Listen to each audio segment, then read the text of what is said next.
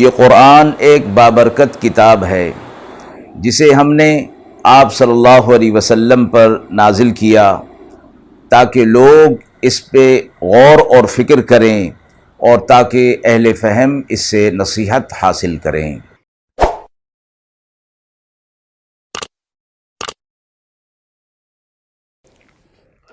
بسم اللہ الرحمن الرحیم۔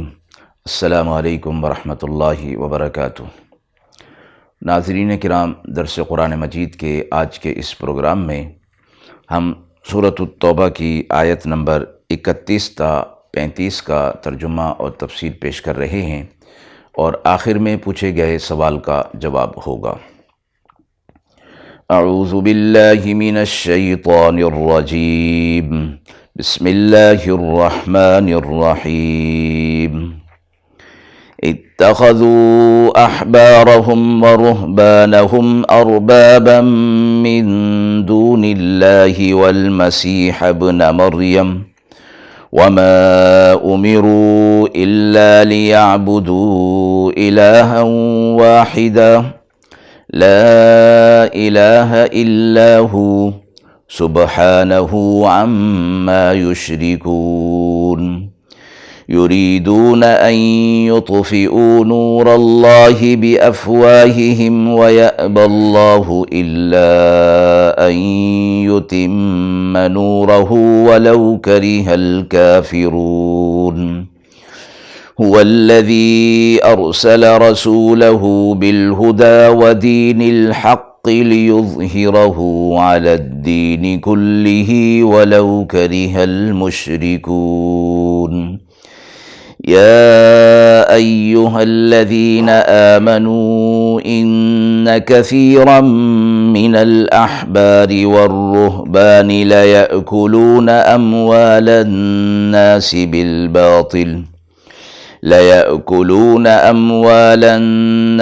بالباطل ويصدون عن سبيل الله، والذين يكنزون الذهب والفضة ولا ينفقونها في سبيل الله فبشرهم بعذاب أليم،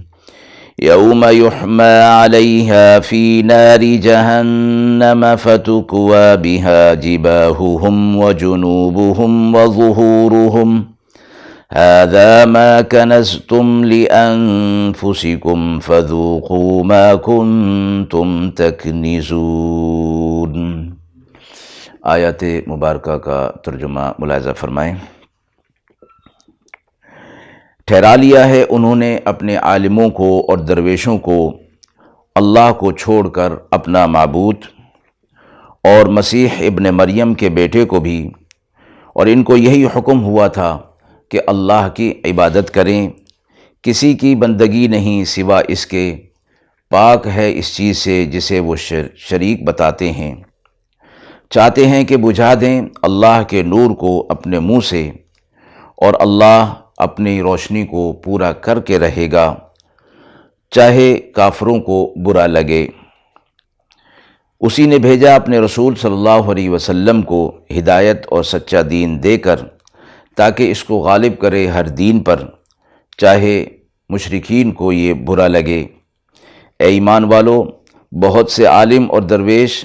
اہل کتاب کے کھاتے ہیں مال لوگوں کے ناحق اور روکتے ہیں اللہ کی راہ سے، اور جو لوگ جمع کرتے ہیں سونا اور چاندی کو اور اسے اللہ کی راہ میں خرچ نہیں کرتے، انہیں دردناک عذاب کی خوشخبری سنا دیجیے، جس دن کہ انہیں آگ میں دہکایا جائے گا اور پھر داغا جائے گا اس سے ان کے پیشانی، کروٹیں اور پیٹھیں، اور کہا جائے گا یہ ہے جو تم نے جمع کر رکھا تھا، اب اپنے جمع کیے ہوئے کا مزہ چکھو۔ ان آیات میں یہود و نصارہ کے علماء اور ان کے جو زاہد اور متقی لوگ تھے، انہیں جو یہود و نصارہ نے اپنا گویا معبود بنا لیا تھا، اس کی مذمت کے بارے میں یہ فرمایا گیا ہے۔ یہ فرمایا کہ اپنے رب کو چھوڑ کر ان کے پیچھے جو ہے وہ چل پڑے تھے، اور عیسیٰ علیہ الصلاۃ والسلام کو اللہ کا بیٹا قرار دے دیا تھا، اور اسی طرح عزیر علیہ الصلاۃ والسلام کو اللہ کا بیٹا مانتے تھے۔ یہود و نصارہ نے کتاب اللہ اور اللہ کے احکامات کو بالکل نظر انداز کر کے ان پیشہ ور علماء کو اور عبادت گزاروں کو اپنے قول و عمل کے لیے اختیار کر لیا تھا اور انہی کی بات کو دین بنا لیا تھا۔ اس کی مذمت ان آیات کے اندر فرمائی گئی ہے۔ ان کی اطاعت کو ناجائز قرار دیا گیا کہ اللہ رب العزت نے یہ فرمایا تھا کہ اللہ کے علاوہ کسی اور کی عبادت نہ کی جائے، اور انہیں جو ہے ان کے قول اور عمل کو گویا دین اور عبادت کا درجہ دے لیا تھا۔ تیسری آیت میں یہ فرمایا کہ قرآن میں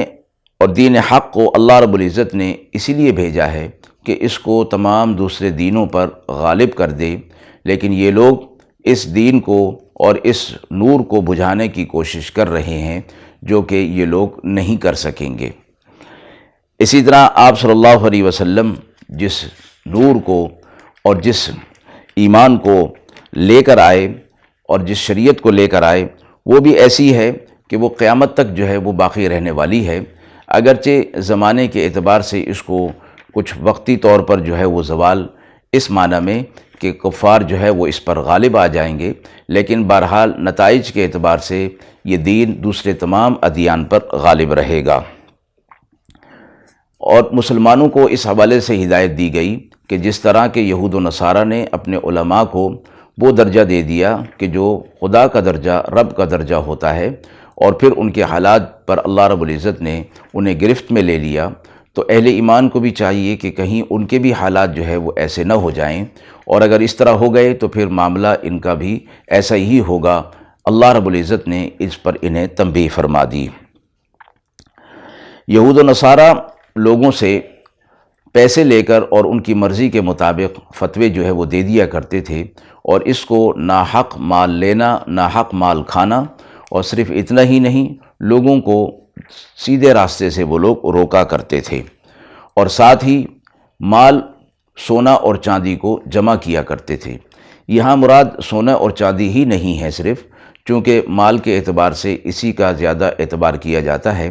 اس لیے سونے اور چاندی کو یہاں ذکر فرمایا۔ سونے اور چاندی کو جمع کرتے ہیں اور اللہ کی راہ میں خرچ نہیں کرتے، تو قیامت کے دن ان کے لیے دردناک عذاب ہوگا۔ تو فرمایا کہ اللہ کی راہ میں مال خرچ نہ کرنے سے یہ فرمایا گیا کہ جو اللہ کی راہ میں خرچ کر دیا گیا، یعنی مال میں جو اللہ کا حق ہے وہ ادا کر دیا گیا، تو پھر وہ مال پاک بھی ہو جاتا ہے، اور اس مال کا جمع کرنا بھی درست اور جائز ہوتا ہے۔ رسول اللہ صلی اللہ علیہ وسلم نے فرمایا کہ جس مال کی زکوٰۃ ادا کی جائے وہ کنزتم میں یعنی جمع کرنے میں داخل نہیں ہے۔ اس سے معلوم ہو گیا کہ زکوٰۃ نکالنے کے بعد جو مال باقی رہ جاتا ہے اس کا جمع کرنا کوئی گناہ نہیں ہے۔ ایسے مال کو جمع کرنے کی ممانعت اس آیت میں فرمائی گئی کہ جس میں خیر کے مصارف کے لیے کوئی گنجائش نہ رکھی جائے۔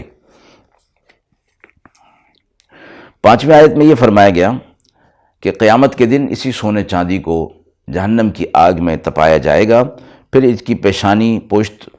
اور پہلوؤں کو داغا جائے گا، اور کہا جائے گا کہ یہ ہے وہ مال جسے تم دنیا کے اندر جمع کیا کرتے تھے، آج اپنے جمع کیے ہوئے مال کا مزہ چکھو۔ آیت کے حوالے سے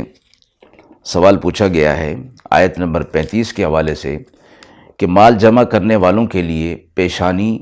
پہلو اور پشت داغنے کا ذکر کیوں فرمایا گیا ہے۔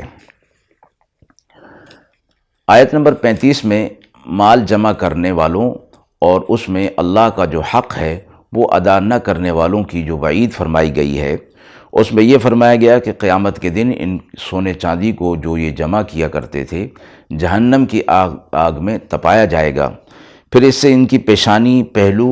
اور پشتوں کو داغا جائے گا، یعنی پیٹھوں کو داغا جائے گا۔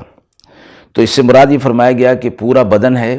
پیشانی سامنے کا حصہ آ گیا، اور دونوں پہلو جو ہے وہ دونوں اطراف آ گئے، اور پشت جو ہے وہ پیچھے کا حصہ آ گیا۔ تو ایک مراد اس سے یہ لی گئی کہ پورے بدن کو داغا جائے گا، اور دوسری مراد یہ فرمائی گئی کہ بخیل آدمی جو اپنا سرمایہ اللہ کی راہ میں خرچ نہیں کرتا، جب کوئی سائل یا کوئی مددگار طلبگار کوئی زکوٰۃ کا صدقے کا اس کے پاس آتا ہے تو جو سرمایہ اس نے جمع کیا ہوتا ہے وہ دینا نہیں چاہتا، تو اسے دیکھ کر سب سے پہلے اس کی پیشانی پر بل پڑ جاتے ہیں، پھر اس سے نظریں بچانے کے لیے پھر دائیں مڑ جاتا ہے یا بائیں مڑ جاتا ہے، اور اگر اور بھی وہ پیچھا نہ چھوڑے تو اس سے کی طرف پیٹھ کر لیتا ہے اور پیٹھ پھیر کر وہاں سے چل پڑتا ہے۔ اس لیے فرمایا کہ انہی چیزوں کو، پیشانی کو، پہلو کو اور پشت کو داغنے کا ذکر فرمایا گیا کہ جن چیزوں کو اللہ کے راہ میں مال خرچ کرنے کی مخالفت میں استعمال کیا کرتا تھا، وہی چیز قیامت کے دن عذاب میں مبتلا کی جائے گی۔ وآخر دعوانا ان الحمد للہ رب العالمین۔